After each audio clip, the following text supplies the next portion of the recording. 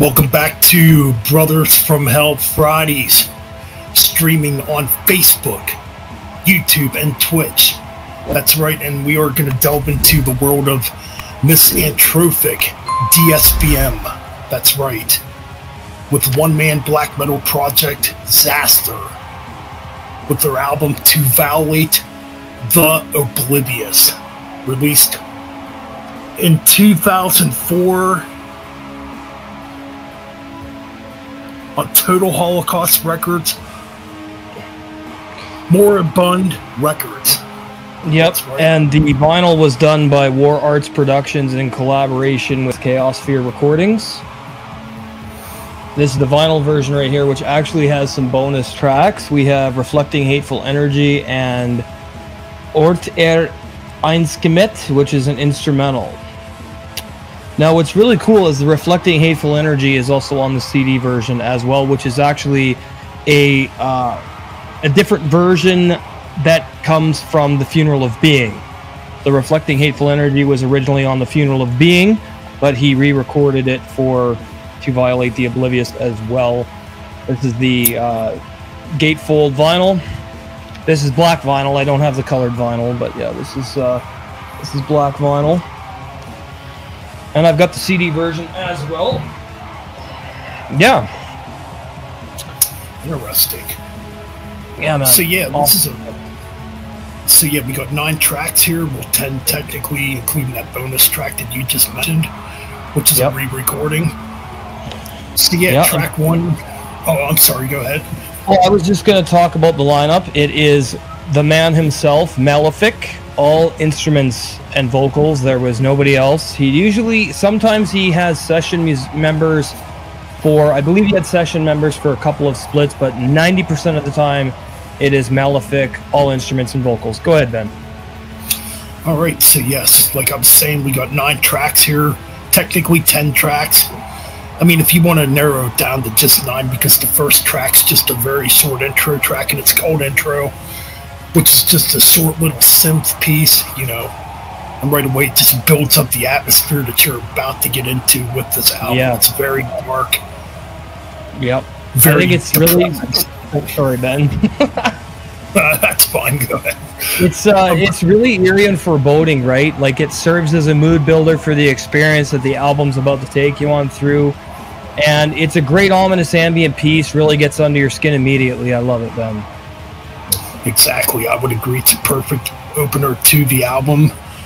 Then we go to the first full track on the album, Xasthur Within. Yeah. Which this one really starts out with some really dark ambient style riffing. You know, you get that misanthropic style of guitar riffing that just hits you right away when you listen to it. You can just feel the pain right away coming from Malefic. You can just feel the pain coming from him, you know, right away when you hear this track, you know. Yeah, and the torture scream. Man. Yeah, it's powerful and mesmerizing. It has like a cold gaze into the abyss as it wraps itself around you with a black misanthropic, despair-fueled atmosphere and profound bleakness. Now, this has a bit of a clearer production than other releases, but not by much, because this is still very ice-cold and soul-crushing in its delivery and hypnotic guitar work. There's some incredible bleak keyboards along with Malefic's tortured, inhuman vocals, which really elevate the whole experience to another fucking level, and this is a killer track, Ben. I would agree. Great way to begin the album. So then we go to Dreams Blacker Than Death. What a name. Oh my god, I love it. It's an excellent song title, and pretty much a continuation of the last track with that cool, bleak atmosphere. Yes. You know, just drenched in pain and sorrow and torture and despair. You can just feel the pain that this guy has been through when you listen to these tracks. Yeah. And for anybody out there that thinks that, for anybody out there that thinks artists like this fake this music, you can't fake this. No, you can't. There's no way you can't fake this music, because you can just feel it right away when you listen to it. Yeah. That this guy has been through a lot in his life, and it comes out in the music, and it definitely comes out on this track. Yeah, it starts off a bit slower in pace, but of course no less aggressive and dark. In fact, this one is one next step down in the shadow-filled abyss that is Malefic's twisted mind. And obviously, like you mentioned, his tormented soul, which is clearly bent on destroying hope and joy. Whatever hope and joy you have in your life, he's bent on completely destroying it. This is an amazing, hopeless ether ride into permanent black suicidal despair and pain that is breathtakingly complex in its emotional substance and depth, but it's executed flawlessly in its precise, unyielding delivery of hatred and black misanthropy. This is a great fucking track. I agree. Another solid track indeed. So then we got another one of my personal favorites, Screaming at Forgotten Fears. Yeah. Again, another excellent song title. Yeah. I mean, again, you know, the bleakness continues. Like, it's just a journey. You're going through a journey through this guy's mind and the torture he's been through when you listen to this track, you know? Yeah. I mean, you can just feel the pain in this track, the sorrow again, and those wretched vocals, you know, that sound so isolated, you know, when you listen to it. Yes, I agree. This is another, it's an 8-minute and 25-second mammoth. It's incredibly dark, cold, and misanthropic. It's got a lot of despondency and panic in the riff and the vocals and the keyboard work. Very mesmerizing and captivating, pulls you down into its abyss of misanthropic isolation, and it blows the mind at how hypnotically cold the guitar work is. Of course, the keyboards take you far away from humanity and into a world of isolation and nothingness, which is why this track is so goddamn effective and powerful, but also so damn beautiful. It's very enchanting in its darkness as well. Very seductive, suicidally, Ben. I love this fucking track. It makes my blood run cold, man. It really does. I agree. And you just mentioned the word beauty in this. Yes, this is... Yeah, it's got that very bleak, dark atmosphere, but there's so much beauty behind this, too, you know? Yes, there is. You just said. So then we got Consumed by a Dark Paranoia. Oh. Again, another excellent song title, and an instrumental. Now, this one, you can definitely kind of feel a Burzum-like influence on this one, like from Philosophin or Philosophin, however you pronounce it. I kind of get that atmosphere with the guitar playing, you know. It's very bleak sounding, you know. Yeah, nice, short little instrumental, I must say. Yeah, it's very simplistic, Ben, but extremely effective in its intended goal of despondency, and it has a dark, foreboding sense of paranoia and hallucinatory, nightmarish shapes that I feel kind of emanate from the track and traverse through your speakers that pull you into like a hypnotic black stare of hate and sadness. It doesn't need drums or vocals to be effective. As you mentioned, I feel like this is kind of a paying tribute to Burzum in a lot of ways, and it's just a great instrumental, Ben. I would agree, most definitely. So then that instrumental builds into Marked by Shadows. I love this track, Ben. Go ahead. Oh yeah, this is definitely another excellent track. Marked by Shadows, I mean, you get a very eerie atmosphere on this track too. You can hear some like eerie, very eerie, melancholic chant-like vocals in the background. Yes, yes. I mean, it's literally haunting sounding. You know, it is. It feels like a ghost is talking to you in this track, which is weird. Yes. It's like this track is speaking to spirits, if that makes sense. I completely agree. That's exactly, you kind of read my mind, because are you done, Ben? You can keep going. Go ahead. Okay. This one is a little more aggressive, though. I think it's a bit heavier, but the guitar work, of course, and vocals are no less bleak and crumbling as the world of despair and misanthropic misery combines with a deep, hypnotic, isolated grandeur that cloaks itself around you as you try and breathe, but becomes suffocated in nothing but hopelessness and joylessness, which is exactly the intention of Xasthur's music. This is futility beyond your wildest concepts of comprehension, and it will drain you of all hope and happiness. Absolutely love the track, and like Ben said, this is the kind of black metal that you could summon spirits with. I completely think that if you were out in like some abandoned fucking haunted house and you put on black metal like this, you're gonna draw fucking spirits to you. That's very true. This is a great track, Ben. I love Marked by Shadows. One of my favorites on the record. Right, I really enjoy it too. I absolutely enjoy it. So then we got Apparitional Void of Failure. Yeah. And that's pretty much what you get with this track. Yes. You can just feel the depression in this track when you listen to it. Absolutely. I mean, yeah, it's just like one of those tracks that feels like somebody's at their wit's end when I listen to it. Yes. Like the pressures of life has gotten to them so much that, you know, it just feels like failure. You know, it feels like they have no other place to go when you listen to this track. At least that's the atmosphere I kind of get from this short little track. Yeah.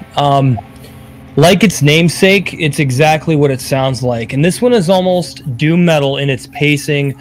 And it completely pulls your soul into crushing depths of pain and misery, like Ben said, coupled with the cold, misanthropic ideology that Malefic is clearly holding intact as he crafts these black spells of destruction and annihilation of mankind deep within his mind, okay? This is one of the most bleak, depressing tracks on the record, and of course the guitar riffs are hypnotic and bleak, filled with so much hate that it's dripping with atmospheric intensity and suicidal hatred.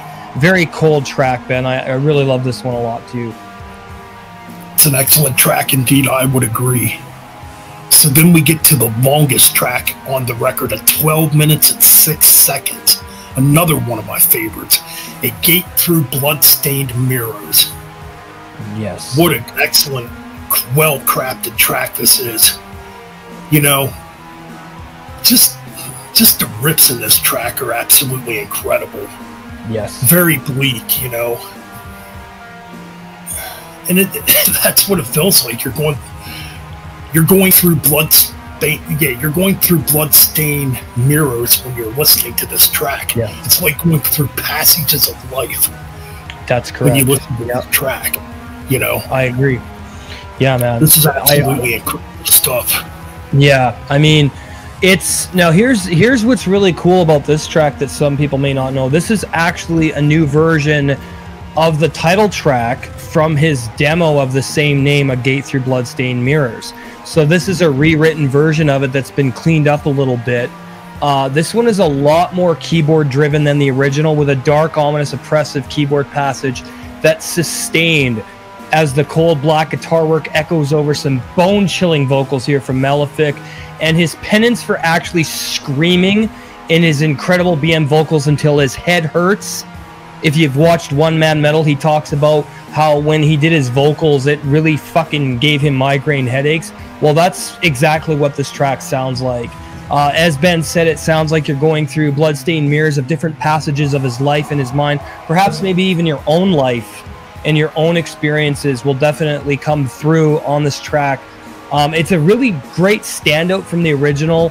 It's got that haunting, bleak keyboard work, as I said, and Malefic's vocals on this version are even more harsh and oppressive, albeit through a black window of pain and despair. Great track, Ben. That's very true. His vocals, you can just feel the pain in his voice on this track. The torture, you know. Yeah, where the original one is definitely much more raw. This one's definitely much more atmospheric and symphonic in its delivery compared to the original. Just an excellent track. It is. So then we get to the final track, which is a gorgeous instrumental, I must say. Walker of Dissonant Worlds. Yep. Wow, what an incredible instrumental this is. I mean, right? Yes, it's repetitive the whole way through, but you can just feel the coldness in this instrumental. Yeah. And you get some really, and you know, Xasthur's not really known for guitar solos, but I gotta say, he's playing some really melodic, very dark, depressing guitar solos underneath this track that are absolutely incredible. Absolutely, yeah. And what's really cool about this, if this some people didn't know, there's actually a music video that goes with this track. It's one of 2 videos that he's done. He's done one for Walker of Dissonant Worlds and Horizon of Plastic Caskets, which is actually from his 2010 record Portal of Sorrow. And it's kind of like Horizon of Plastic Caskets, is like a continuation of this video. That you could put them both side by side, and it's like chronological. And yeah, like Ben said, this is one of the most bleak, depressing tracks I've ever heard, especially from Malefic on this record. It's entirely guitar driven, but like Consumed by a Dark Paranoia that we heard previously, it doesn't need drums or vocals to deliver on its intentions. This is some cold, black, hateful, emotionally fragile stuff. And the accompanying music video tells the story about Malefic's bleak worldview, but it also illustrates the reality of the poverty problem in Southern California, which is what a lot of the video is centered around. It's Malefic walking around in the streets and filming the homeless people, obviously with their permission, which there's a disclaimer at the end of the video that everybody that he filmed gave him permission. And he really wanted to showcase the bleakness of Southern California, which is where he's from. He's from Alhambra, which is, I think, about an hour outside of Los Angeles. So he really wanted to showcase the poverty of LA. And this video really encapsulates that and almost makes you feel like you're wearing it. When you watch the video, you can feel the pain of these homeless people and the despair that they must go through on a daily basis. And there's some really cool visual effects in the music video as well. So if anybody hasn't seen the video for Walker of Dissonant Worlds, I highly recommend it. It's a masterpiece. Good stuff. Yes, it is a great video. Like you said, it definitely touches on the poverty in California. Well, Los Angeles, California, that is. I mean, excellent video, well-crafted video. Just like this album, it's a well-crafted album. Now, there is a bonus track on here. Yep, reflecting hateful energy. That's right. Is the bonus track, yes. Now, this version is good, but it's a bit clearer than the original. And I actually prefer the original version of the track because it actually is a bit raw in its production, and it has keyboards and stuff. This version is more guitar-driven. It's a little bit faster paced, but no less misanthropic, bleak, despondent, and definitely sounds like cold, hateful, misanthropic, fucking hateful energy. This is a great track, Ben. What did you think of this one? I think it's a great instrumental track. I mean, yes, this version's definitely more on the aggressive side compared to the original one, where the original one's definitely much more raw, you know, a little more slow-paced. Well, and the original has vocals. This one doesn't. That's right. You're right about that. It does have vocals, which I do like the original version better, but I do still like this version. Yes. So yeah, I think all in all, it's a good version, you know? Yes. And yeah. I don't, you know, Ben, I don't think there's anything when it comes, sorry, Ben, when it comes to this depressive black metal, Malefic is a fucking master. I would agree. I mean, when it comes to depressive, suicidal black metal, Malefic is my favorite composer. I think he's the best guitarist in the genre. I just think all in all, he's an incredible musician. If I'm right, I believe he's a self-taught musician. Like, he taught himself all these instruments. He did, yeah. If you watch One Man Metal, Ben, I don't know if you've seen it. I have. It's really good. It is. He talks about how he picks up any instrument and he doesn't care how long it takes him to learn. He's going to learn how to play it. So yeah, Ben's right. Completely self-taught on everything. And what's cool about Malefic is he's also been in bands like Sun. He was with Twilight, which is a USBM supergroup of sorts that formed back in 2005, and they did 3 albums together. However, the one that Malefic was on was only the self-titled from 2005, which I have, which is a fucking masterpiece. And he also collaborated with there's another band he was Mord. He was in Mord on keyboards and bass. Oh, that's right. Almost Imperium Magnum Infernalis, which I have on CD and vinyl. He's also was in Mord. Yeah, he was in a band called Sick for a while and contributed to that. He was in a band called Mains, did some stuff with Mains, and I believe he did some stuff with a band called Graveyard Service as well. So, yeah, he's done a lot. Been on a lot of bands. Right now, he's doing his acoustic doomgrass stuff, but he has made a return to metal, and Ben and I were talking about this before the stream. Menstrual Vampires, which is a dark death metal project that just released an album on February 14th of 2023. So Metal Ben and I are going to check out that album, and yeah, I think it'll be really cool, actually. I think so too. I mean, yeah, an amazing discography, an amazing musician, composer, you know. So for me, it's easy to rank this album. I'm giving it a 10 out of 10. I think it's a perfect album. Yeah, 10 out of 10, god tier, depressive black metal from one of the best in the genre, and definitely one of the darkest. Hail the mighty Xasthur. Exactly. So yes, that's our review for Xasthur-To Violate The Oblivious. Yes. Go subscribe to Music of Destruction. I believe coming up next on Brotherhood from Hell, or Brothers from Hell, excuse me there. What do you want to do? We're talking about Drogar, From Which Hatred Grows. That's the one we're talking about. Drogar, we're gonna do, yes. Yeah, we're gonna do some more black metal for you guys next Friday. We got some more DSBM coming for you. Now this guy, Drogar, is another fucking elite amongst DSBM. Exactly. And he also contributed. His name in the project is Hildolf, but his real name is Tim Lehigh. He did the artwork for Xasthur's All Reflections Drained, and he was one of the vocalists for Twilight. So he was in Twilight with Malefic, Rest, Imperial, and Azathoth. Or no, Azentrius from Nocmistium. So in Twilight, you have Azentrius of Nocmistium, you have Imperial from Krieg, you have Hildolf from Drogar, Rest of Leviathan, and Malefic of Xasthur. Interesting. So, yeah, you'd love that album, Ben. I'll send it to you on YouTube. I got the CD. It's fucking sick, bro. Yeah, I'm definitely going to have to check that out.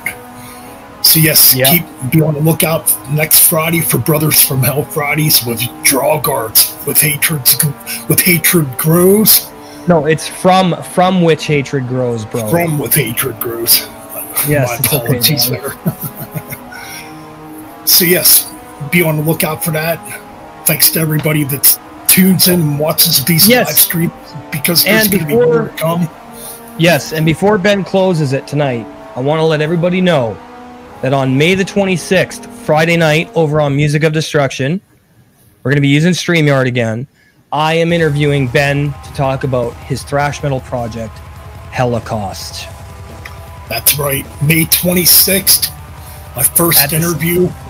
Yes, and it's going to be at the same time, so you guys don't have to touch that dial. It's going to be at 8 p.m. Central Time on MOD, 9 p.m. Eastern Time for you guys. Live. So definitely be on the lookout for that. Subscribe to Music of Destruction. Subscribe to Metal Ben's Chronicles, because we bring you the real stuff when it comes to metal here on YouTube and we on don't the internet. Fuck around, okay? We don't fuck around. Exactly. Anyways, like, comment, and subscribe, and bang those, or keep it metal and bang those freaking heads. Hails, everyone. We're out. Take care.